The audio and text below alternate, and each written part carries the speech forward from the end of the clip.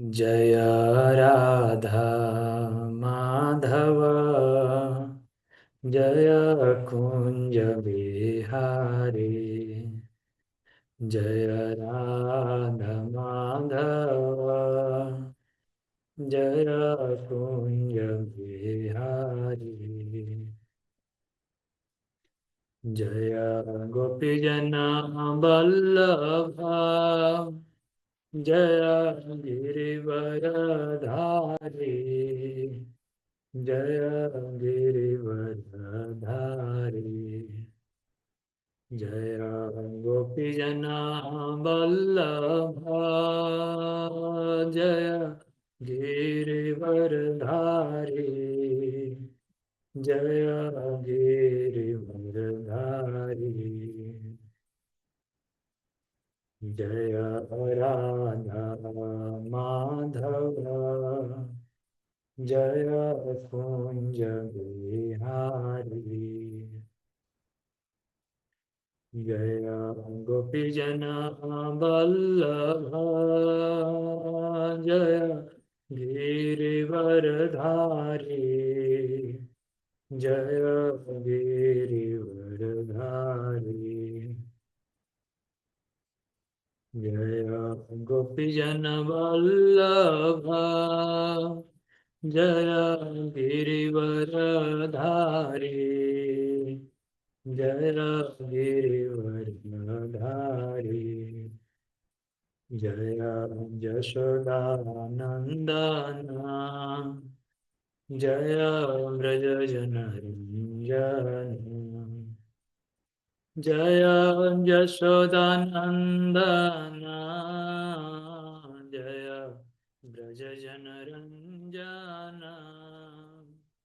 जय यशोदानंदन, जय व्रजजनरञ्जन। जय जमुनतीरवनचारी, जय कुंज बिहारी। जय जमुनतीरवनचारी, जय कुंज बिहारी। जय राधा माधव, जय कुंज बिहारी। जय गोपीजन वल्लभ, जय गिरिवरधारी। जय गिरिवरधारी। जय यशोदानंदन, जय व्रजजनरञ्जन। जय यशोदानंदन, जय व्रजजनरञ्जन। जय जमुनतीरवनचारी, जय कुंज बिहारी। जय राधा माधव, जय कुंज बिहारी। हरे कृष्णा कृष्णा कृष्णा हरे हरे, हरे राम राम राम हरे हरे। हरे कृष्णा कृष्णा कृष्णा हरे हरे, हरे राम राम राम हरे हरे। हरे कृष्णा कृष्णा कृष्णा हरे हरे, हरे राम राम राम हरे हरे। जय माधव राधा माधव, जय राधा माधव। भगवत गीता से हम लोग पढ़ रहे हैं और ये चैप्टर चल रहा है ध्यान योग। भगवत गीता से ध्यान योग। तो इस अध्याय में ध्यान योग में बहुत विस्तार से चर्चा हो चुकी थी। भगवान श्री कृष्ण अष्टांग योग के बारे में अर्जुन से चर्चा की है। तो अर्जुन का यह प्रश्न था कि यदि आप कर्म को अष्टांग योग, कर्म को दिव्य दिव्य ज्ञान को कर्म से ऊपर समझते हैं, तो आप इस युद्ध में मुझे क्यों लगा रहे हैं। तो उस समय भगवान कृष्ण भावना भावित कर्म की व्याख्या की है। और भगवान श्री कृष्ण बता रहे हैं कि मनुष्य को चाहिए कि अपने मन इंद्रिय को संयम करके भगवान की सेवा में लगाए। इसके बाद भगवान श्री कृष्ण ध्यान योग की व्याख्या करने लगे, कहने लगे कि जो व्यक्ति अनाश्रितम कर्म फलम कार्यम कर्म करोतु यः स सन्यासी च योगी च न निरग्नि न चाक्रिय। जो व्यक्ति मन इंद्रिय को संयम कर लिया है और भगवान में स्थित है, मन को भगवान में लगा दिया है, तो उसको कोई अलग से कर्म करने की आवश्यकता नहीं है। अर्थात वह व्यक्ति मेटेरियलिस्टिक एक्टिविटी नहीं करता है, भौतिक कर्म नहीं करता है। वो जो भी कर्म करता है वह भगवान के आदेश के अनुसार करता है। दैट मीन्स वो अपने मन के अनुसार कुछ नहीं करता, अपने इंद्रियों के डिमांड के अनुसार भी कुछ नहीं करता। साधारण जो हम माया में बद्ध जीव हैं, साधारण जीव हैं, तो हम जैसे मन करता है, आज मन हो रहा है कि ये काम कर लूँ तो कर लेते हैं, चलो घूमने चलते हैं, मन हुआ तो घूम लेते हैं। तो हम मन के डिक्टेशन के हिसाब से चलते हैं। लेकिन जो स्वरूप सिद्ध व्यक्ति हैं, भगवान के शुद्ध भक्त हैं, वे परमात्मा भगवान का डिक्टेशन सुनते हैं और उनके अनुसार चलते हैं। तो वह अवस्था को योग रूढ़ अवस्था कहते हैं, यानी वह व्यक्ति योग पर आरूढ़ हो चुका है। तो यहाँ दो कैटेगरी बताए गए हैं, आरूढ़ यानी योग रूढ़, यानी न्योफाइट जो प्रैक्टिसिंग डिवोटी हैं हमारे जैसे, और जो परफेक्शन पा चुके हैं। तो दोनों में अंतर है। तब अर्जुन ने पूछा कि परफेक्शन कैसे पाते हैं योग सिद्धि में। तो भगवान जानबूझ के पहले ध्यान योग के बारे में चर्चा की, जिसमें ये 8 स्टेप हैं और बहुत विस्तार से डिस्कशन हो चुका है पिछले 2 क्लासेज में, आप लोग समझे होंगे। सबसे पहला स्टेप इसमें है यम। यम का मतलब होता है कि कुछ कंट्रोल बताया जाता है। किसी भी आध्यात्मिक प्रोसेस में आप जाएंगे तो वहाँ कुछ ना कुछ कंट्रोल बताया जाता है कि ये काम आपको नहीं करना है। जैसे इस्कॉन में श्रील प्रभुपाद जी बताए हैं, और ये भारत की संस्कृति है, सनातन धर्म में श्रीमद् भागवतम में जिस भागवत धर्म की व्याख्या है उसमें 4 यम बताए गए हैं। वो यम कौन कौन है? मांसाहार नहीं करना, मांस नहीं खाना। मांस नहीं खाने से वह व्यक्ति के उस व्यक्ति के हृदय में दया उत्पन्न होती है। और जो व्यक्ति मांस खाता है और कहे कि मैं दयालु हूं, तो यह नहीं हो सकता। तो उसी को यहाँ पतंजलि योग सिस्टम में अहिंसा कहते हैं। उसके बाद दूसरा यम है कि जुआ नहीं खेलना। तो जुआ का अर्थ यह है कि बिना मेहनत किए धन कमाना, चोरी करना, झूठ बोलना, छल कपट, तो ये सब इसमें आ जाता है। सत्य और आस्तेय का अर्थ है कि वह व्यक्ति किसी से राग द्वेष घृणा, चोरी नहीं करता है।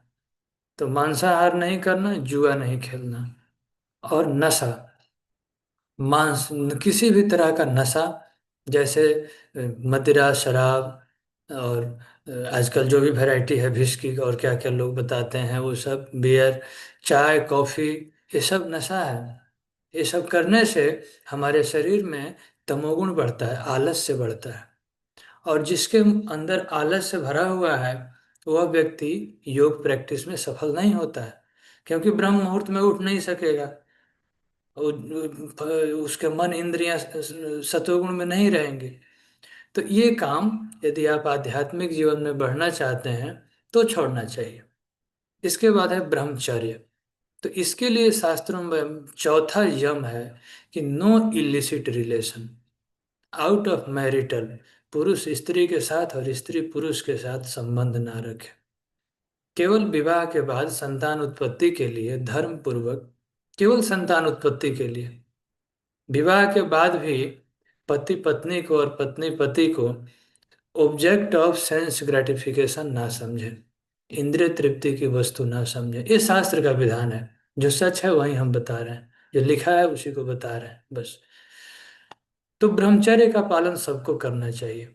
ब्रह्मचर्य शब्द का अर्थ होता है कि ब्रह्मचरति इति ब्रह्मचारी।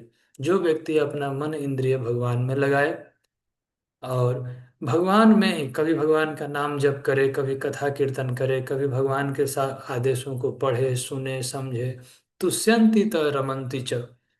तो उसी में उसको संतोष है, उसी में उसको मन लगता है, एकदम रचा पचा है भगवान में, भगवान और भगवान के आदेश में। तो ऐसे व्यक्ति को ब्रह्मचारी कहा जाता है। ब्रह्मचर्य सबके लिए जरूरी है, चाहे कोई गृहस्थ हो, चाहे कोई ब्रह्मचारी हो। ब्रह्मचारी को चाहिए स्टूडेंट लाइफ में, जो विवाहित नहीं है या जो रिनाउंस ऑर्डर में है, not the slightest thought of Maya personified opposite gender, opposite gender का एंजॉय के लिए। लेकिन ये बहुत कठिन है। तो इसके लिए भगवान बताते हैं कि ये धीरे धीरे मन को जब कंट्रोल करते हैं तो वो स्थिति पहुंचती है। तो पहला है यम, यानी आप प्रैक्टिस करना शुरू करेंगे धीरे धीरे। नियम, तो जब यम कर लेते हैं, चार यम बताया विस्तार से, उसके बाद है नियम। तो नियम का अर्थ है शौचम, पहले स्नान करना चाहिए, सुबह उठना चाहिए।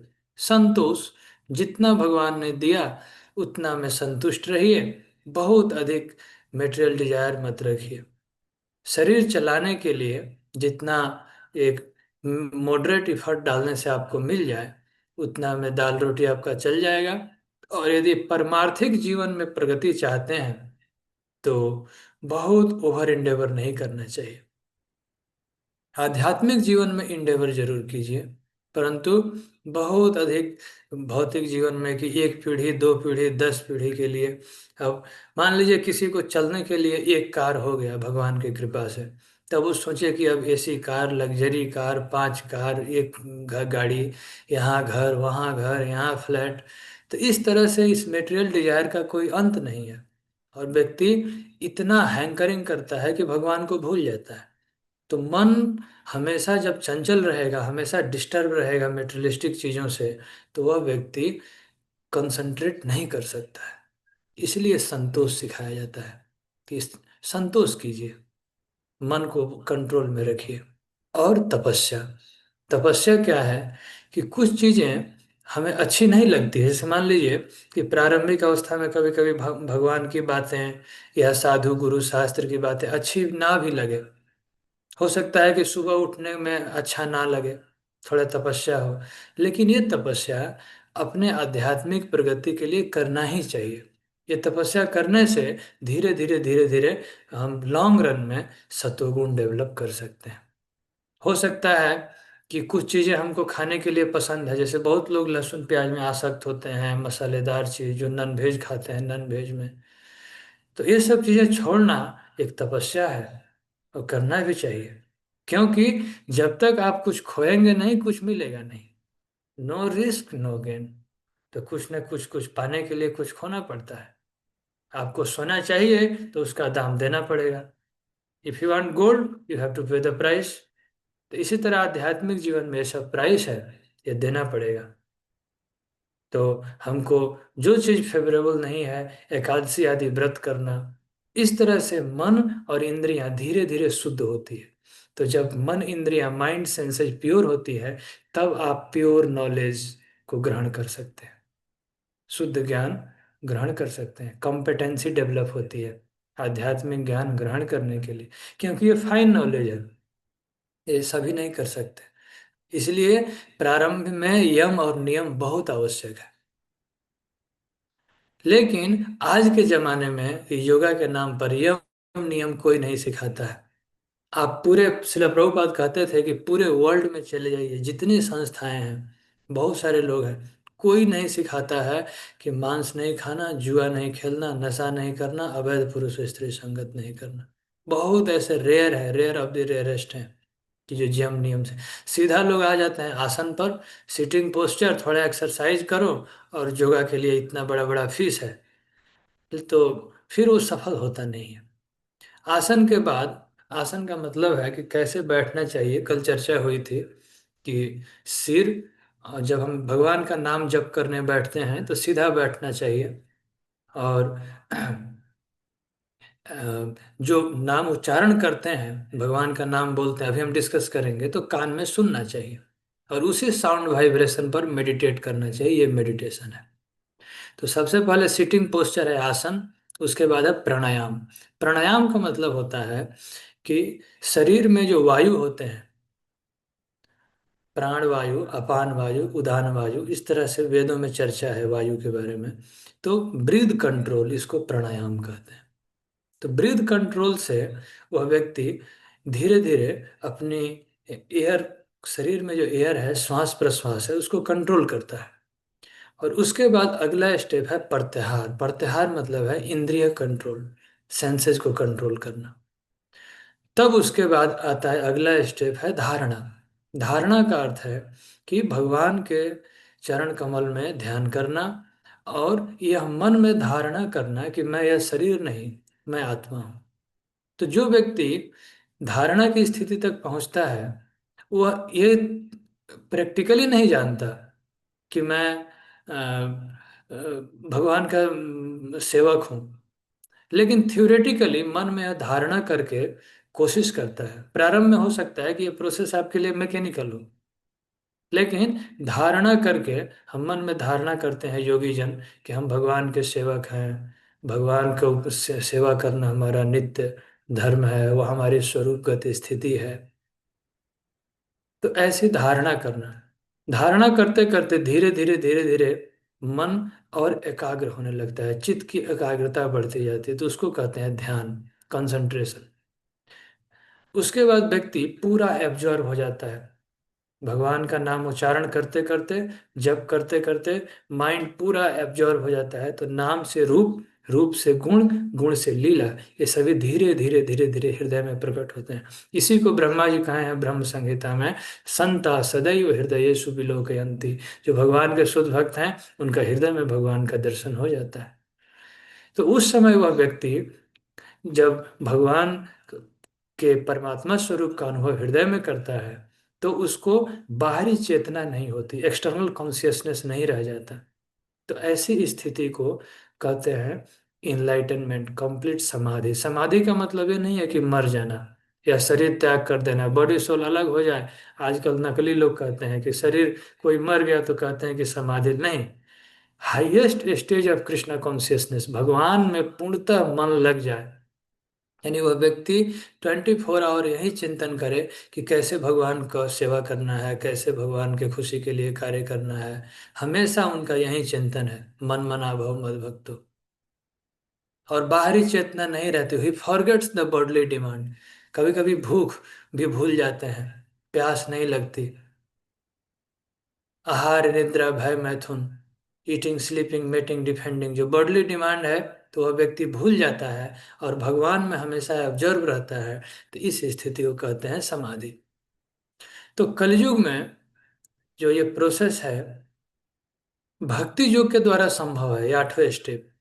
लेकिन केवल एक जगह पर बैठ के ध्यान लगा के यह संभव नहीं है, क्योंकि ध्यान लगाने में पहले तो यम नियम, उसके बाद आसन और एक्सरसाइज करके और सेंस कंट्रोल करके ब्रीथ कंट्रोल करने में, कंसंट्रेट करने में कम से कम 1000 साल लगते थे सतयुग में।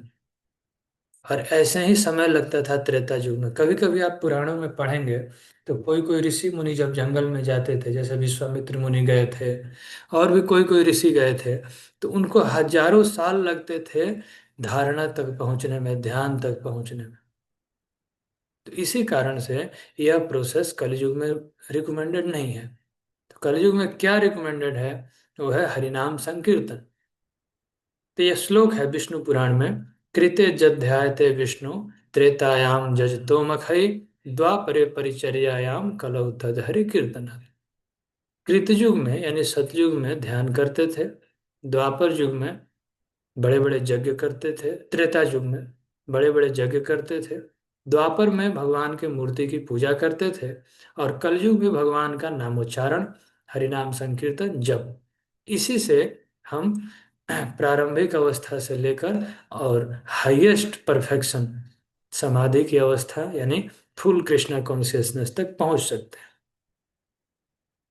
अब इसमें मन संयम रखने की बहुत भूमिका है और इसके बारे में चर्चा हो चुकी है कि यदि मन कंट्रोल है तो सरल, बहुत सरल भाषा में कहें तो यदि मन आपका कंट्रोल है तो आप मन को भगवान की सेवा में, भगवान के कार्यों में लगा सकते हैं।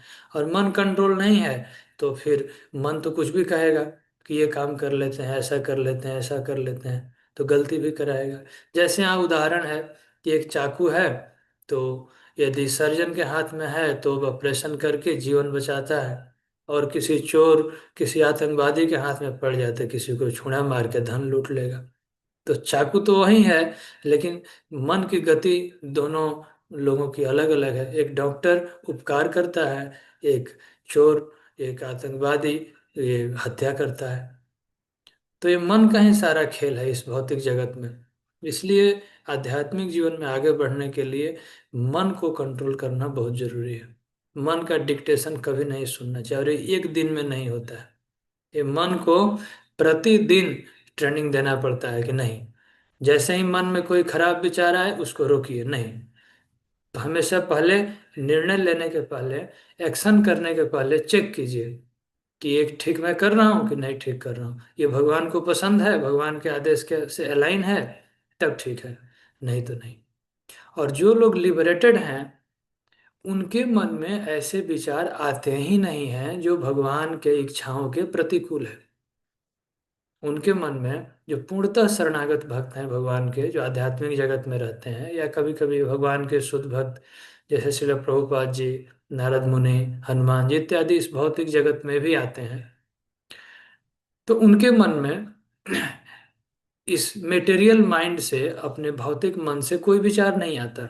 वे हमेशा भगवान हृदय में जो परमात्मा रूप में बैठे हैं, जो गाइड करते हैं, उसके अनुसार उनका मन चलता है। इसलिए एक शुद्ध भक्त निर्दोष होता है, वो गलती नहीं करते। ज्ञान विज्ञान तृप्त आत्मा, ज्ञान विज्ञान से तृप्त रहते हैं और जितेंद्रिय। और ऐसा व्यक्ति का लक्षण बताया गया है कि कंकड़ पत्थर, सोना और कंकड़ हो, पत्थर हो और सोना हो, सबको एक समान समझता है।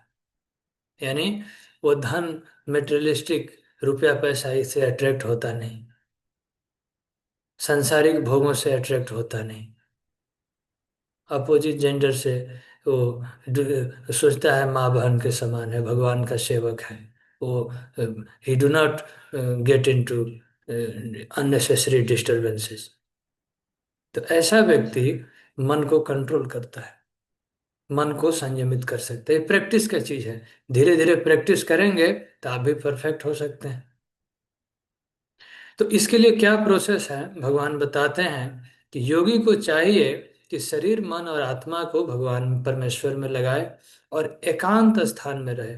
यहाँ एकांत शब्द का अर्थ है कि जो भक्ति के लिए फेवरेबल हो और जहाँ मेटेरियलिस्टिक डिस्टरबेंस ना हो।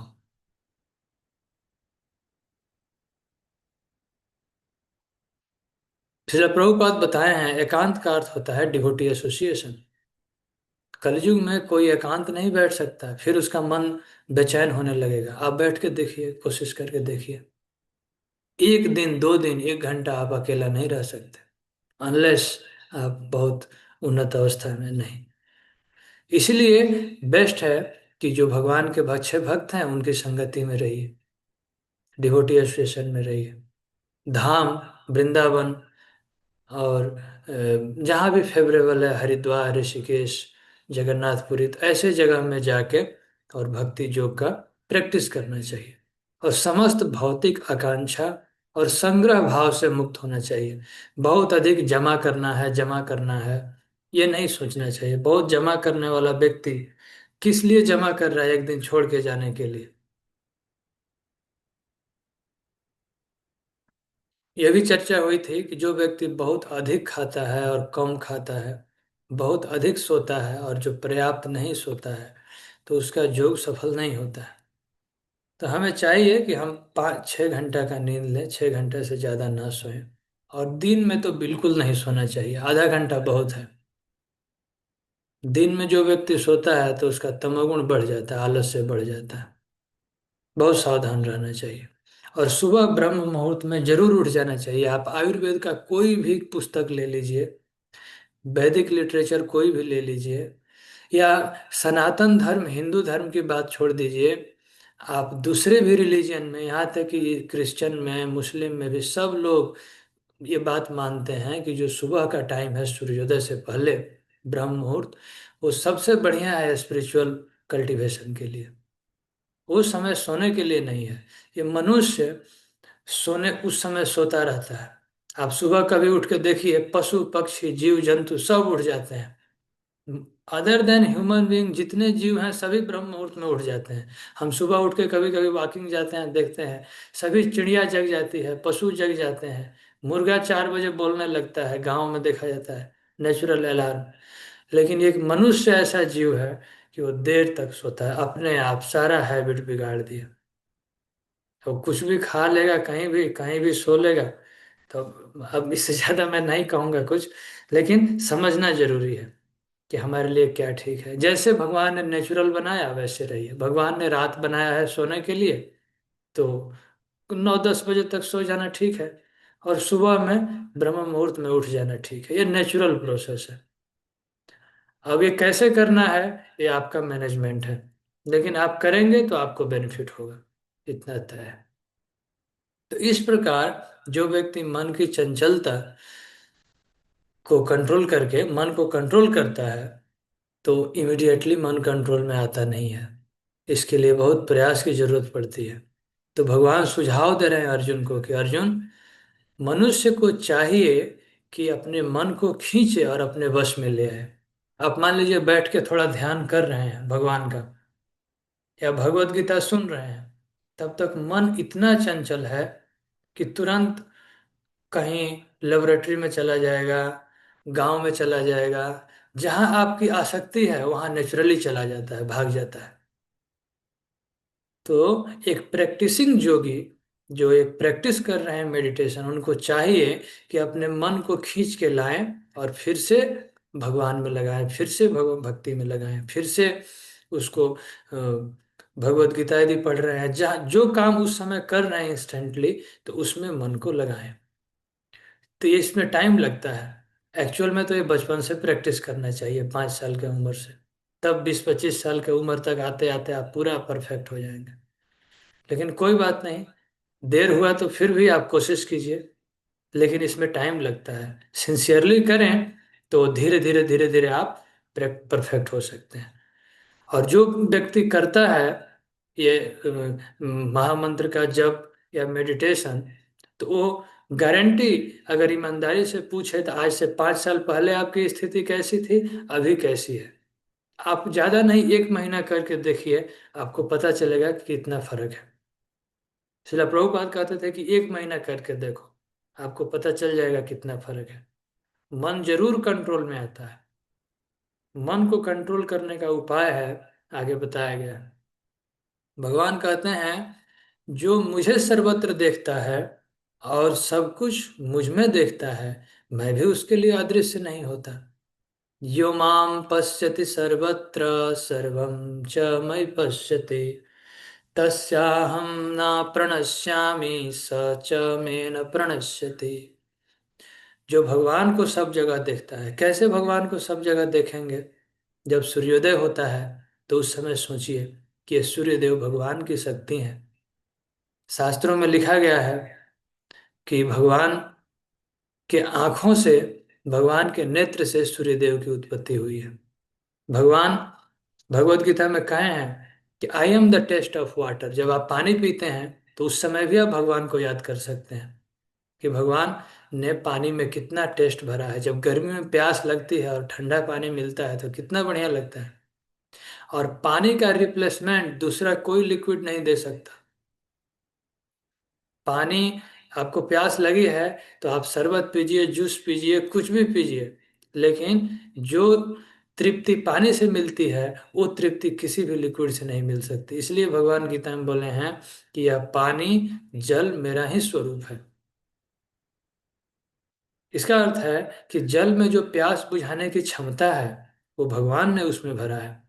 भगवान बोले हैं कि सब्जी में टेस्ट आता है वो मैं हूँ। तो जब आप खाते हैं, पीते हैं, चलते हैं, धरती पर चलते हैं, तो सोचिए कि धरती को भगवान ने बनाया। इस तरह एक आध्यात्मवादी व्यक्ति, सिंसियर व्यक्ति हमेशा हर जगह भगवान को देखता है, याद करता है। ये प्रारंभिक अवस्था है, लेकिन ऐसे ऐसे प्रैक्टिस कर सकते हैं, 24 आवर मेडिटेशन। तो भगवान कहते हैं कि जो मुझे हर जगह देखता है, मैं भी उसके लिए अदृश्य नहीं होता, हमेशा भगवान को याद रखता है। यही है कृष्णा कॉन्शियसनेस, कृष्ण भावनामृत। हमेशा भगवान को याद रखिए, कभी मत भूलिए।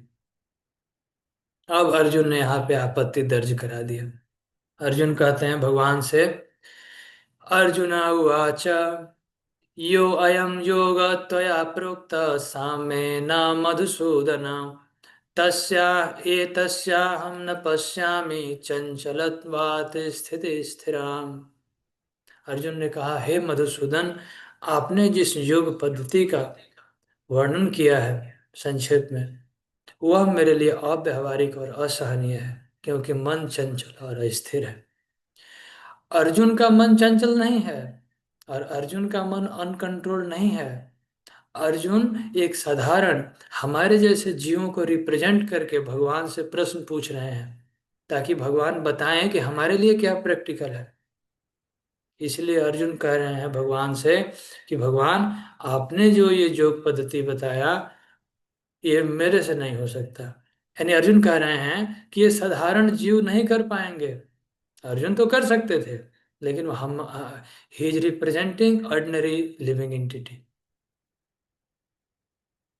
दूसरा आपत्ति अर्जुन का है कि चंचलम ही मन कृष्ण परमार्थी बलवदृढ़ तस्याहम निग्रहम मन्ये वायोरिव सुदुष्करम। मन चंचल, उच्छृंखल, हठीला और अत्यंत बलवान है, अतः मुझे इसे वश में करना वायु को वश में करने से भी अधिक कठिन लगता है। अर्जुन कहते हैं कि मैं वायु को रोक सकता हूँ, वायु की गति को रोक सकता हूँ, लेकिन मन को कंट्रोल करना बहुत कठिन है।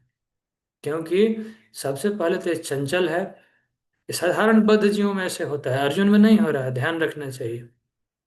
अर्जुन बता रहे हैं कि मन चंचल है, अभी यहाँ है, अभी कितना किलोमीटर चला जाएगा, हजारों किलोमीटर, घर चला जाएगा, विदेश चला जाएगा, टीवी में कुछ देखे हैं तो चला जाएगा, स्वप्न में कुछ देखे हैं वहां चला जाएगा। और उस श्रृंखल है, और हठीला है। हठीला का मतलब है कि जबरदस्ती जाता है, रुकने से नहीं रुकता है। तुरंत पॉजिटिव सोच रहे हैं, निगेटिव चीज आने कुछ गंदा चीज मन में आने लगेगा। और बलवत दृढ़, बलपूर्वक जाता है। अर्जुन कहते हैं कि निग्रह मन है वायोरिव सुदुष्करम, बहुत कठिन है। श्री भगवान के उत्तर बहुत सुंदर, बहुत प्रैक्टिकल भगवान श्री कृष्ण उत्तर दिए हैं। और यह श्लोक जो व्यक्ति याद करेगा, वह अपने मन को कंट्रोल कर लेगा। श्रील प्रभुपाद जी बहुत बार यह श्लोक बोले हैं, और कहते थे कि सभी भक्ति योगी को, जो भी आध्यात्मिक जीवन में आगे बढ़ना चाहते हैं, उनको चाहिए कि भगवान के उत्तर याद रखें। श्री भगवान उवाच असंशयं महाबाहो मनो दुर्निग्रहं चलम् अभ्यासेन तु कौन्तेय वैराग्येण च गृह्यते। भगवान श्री कृष्ण ने कहा, हे महाबाहो कुंती पुत्र अर्जुन, निसंदेह चंचल मन को वश में करना अत्यंत कठिन है, किंतु उपयुक्त योगाभ्यास द्वारा, अभ्यासेन तु कौन्तेय, क्या अभ्यास करना है? भक्ति योग का अभ्यास, मेडिटेशन, भगवान का नाम रूप गुण लीला सेवा इत्यादि में मन को लगाना है। ये करेंगे तो वैराग्यण च गृह्यते, धीरे धीरे यह मन विरक्ति प्राप्त करता है। तो यहाँ दो शब्द आए हैं, अभ्यास। अभ्यास का अर्थ होता है कि कोई चीज आपको पसंद नहीं है, फिर भी करना चाहिए। जैसे एक छोटा बच्चा है, हो सकता है कि जब स्कूल में एडमिशन होता है तो उसको पढ़ना अच्छा नहीं लगता, क्लास में बैठना अच्छा नहीं लगता, लेकिन उसको कहा जाता है कि कुछ मत करो, केवल बैठो। जब बच्चे नए नए जब आते हैं स्कूल में, तो कहते हैं कि केवल बैठो, थोड़ा मिठाई खिला के, चॉकलेट खिला के केवल बैठने का आदत डालते हैं। फिर उसके बाद क ख ग ABCD सिखाते हैं। उसी तरह भक्ति जीवन में भी हमें कुछ पसंद नहीं है, we may not like, but we should do it. लेकिन करेंगे तो लॉन्ग रन में आपको बहुत अच्छा लगेगा, आनंददायक लगेगा, इतना टेस्टफुल लगेगा, इतना टेस्टफुल लगेगा कि जब आप भगवान का नाम जप करेंगे, कथा सुनेंगे, तो आपको लगेगा कि और चलता रहे, और भगवान का नाम उच्चारण हो। ये कृष्ण नाम, राम नाम, ये साधारण नहीं है, ये साधारण शब्द नहीं है। जो सिद्ध पुरुष हैं वो जप करते हैं तो लगता है कि जप ना छोड़ें, सब कुछ भूल जाते हैं। लेकिन अभी हम भौतिक धरातल पर हैं, मेटेरियल प्लेटफॉर्म पे, इसलिए हमको भगवान के नाम में टेस्ट नहीं है। तो इसलिए कहा जाता है, अतः श्री कृष्ण नाम आदि न भवेत ग्राह्यम इंद्रिय, सेवन मुखे ही जिह्वा आदौ। प्रारंभ में अपने जीभ का उपयोग कीजिए, भगवान के नाम उच्चारण में जप शुरू कीजिए। हरे कृष्णा कृष्ण कृष्ण हरे हरे, हरे राम राम राम हरे हरे। तो ऐसा करने से धीरे धीरे धीरे धीरे ये मन कंट्रोल में आता है। तो कैसे जप करना है वो मैं थोड़ा सा आपको बताऊंगा। तो मन यही है, संकल्प विकल्प करते रहता है। और हम ये सब पहले डिस्कस कर चुके हैं कि मन को बुद्धि से कंट्रोल करना चाहिए, और फिर जब मन कंट्रोल है तो इंद्रियां भी कंट्रोल होती है। तो ये सब हम लोग कल डिस्कस करेंगे। मैं आपको ये बताऊंगा कि जब कैसे करना है। तो जब करने के लिए, मन को कंट्रोल करने के लिए एक सर्वोत्तम विधि शास्त्रों में बताई गई है, वो है मंत्रा मेडिटेशन। यानी मंत्र जप कीजिए और उस साउंड पर मेडिटेट कीजिए। यहाँ दो शब्द हैं, मन और त्रा। त्रा मतलब संस्कृत में होता है त्रायते, जो रक्षा करता है। और मन से, आपका जो चंचल मन है, भटकता हुआ मन है, उससे जो चीज रक्षा करे उसको मंत्र कहते हैं। तो सबसे जरूरी है कि सुबह में हम जप करें। नहीं कर सकते हैं तो सेकंड प्रायोरिटी है कि स्नान करके शांति से बैठ के शाम को करें, या कभी भी जप करें तो शांति से पीसफुली बैठ के करें। और धीरे धीरे जब प्रैक्टिस हो जाता है तो वह व्यक्ति कहीं भी कर सकता है, फ्लाइट में भी कर सकता है, ट्रेन में भी कर सकता है, बस में भी कर सकता है। लेकिन अटेंशन डाइवर्ट नहीं होना चाहिए। जब भी करें तो पीसफुली शांति से बैठिए, और जो बोल रहे हैं उसको कान में सुनिए और उसी शब्दों पर मेडिटेट कीजिए। कभी कभी डिवोटी जैसे करते हैं, हरे कृष्ण करते हैं, लेकिन मन दूसरा जगह घूम रहा है, तो फिर उतना प्रभाव नहीं होता है। फल मिलेगा थोड़ा सा, लेकिन उतना प्रभाव नहीं होता। तो ये भी कुछ स्टडी है, साइंटिफिक स्टडी, हम लोग कल थोड़ा सा डिस्कस करेंगे। ये IIT इंदौर में स्टडी हुआ है कि हरे कृष्ण महामंत्र जप करने से क्या प्रभाव होता है माइंड के ऊपर, ब्रेन के ऊपर। तो हरे कृष्ण महामंत्र जप करने से पहले ये मंत्र बोलते हैं, जय श्री कृष्ण चैतन्य प्रभु नित्यानंद श्री अद्वैत गदाधर श्रीवासादि गौर भक्त वृंद। और उसके बाद हरे कृष्ण कृष्ण कृष्ण हरे हरे, हरे राम राम राम हरे हरे। तो ये मंत्र बोलना चाहिए और कान में सुनना है, और उसी साउंड पर मेडिटेट कीजिए।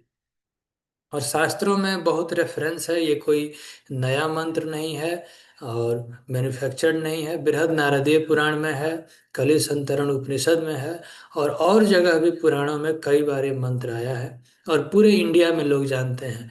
मैं तो at least north India, south India, east में, वेस्ट में, हर जगह देखा हूँ, गांव गांव में इस मंत्र को लोग जानते हैं।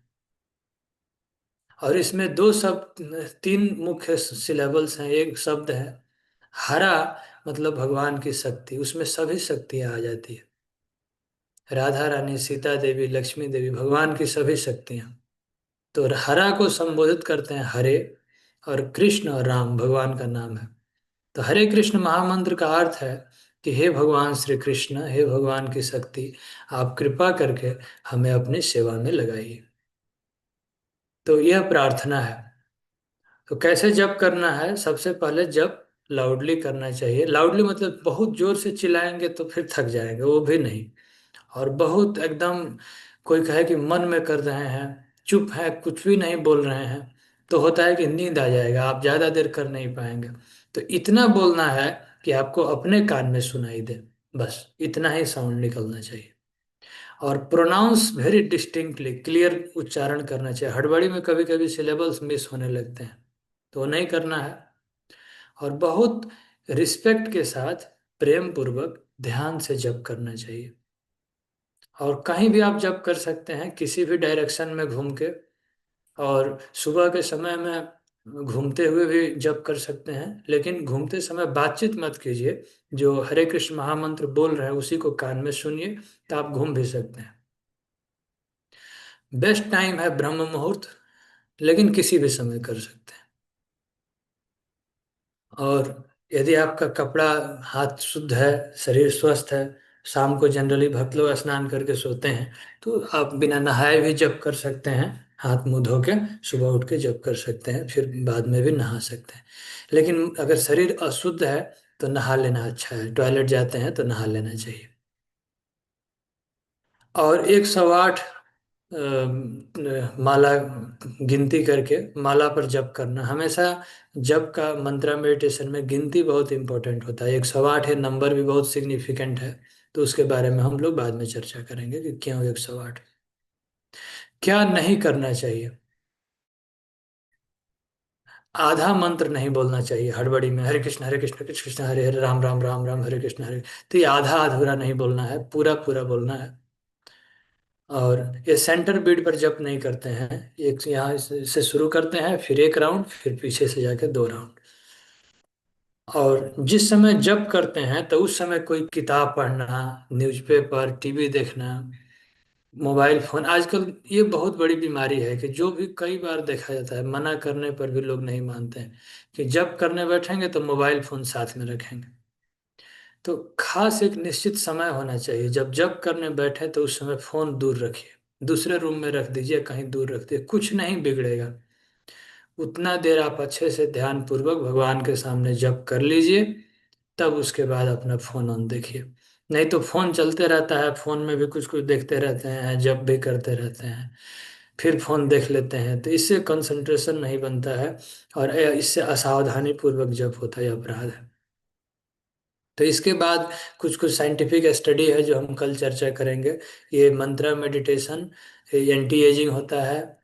इससे ब्रेन में ग्रे मैटर ग्रो होता है, ब्रेन वेव्स पर क्या इफेक्ट पड़ता है, ये सब भी चीज़ें हैं। तो इसको हम लोग अगली क्लास में डिस्कस करेंगे। हरे कृष्णा।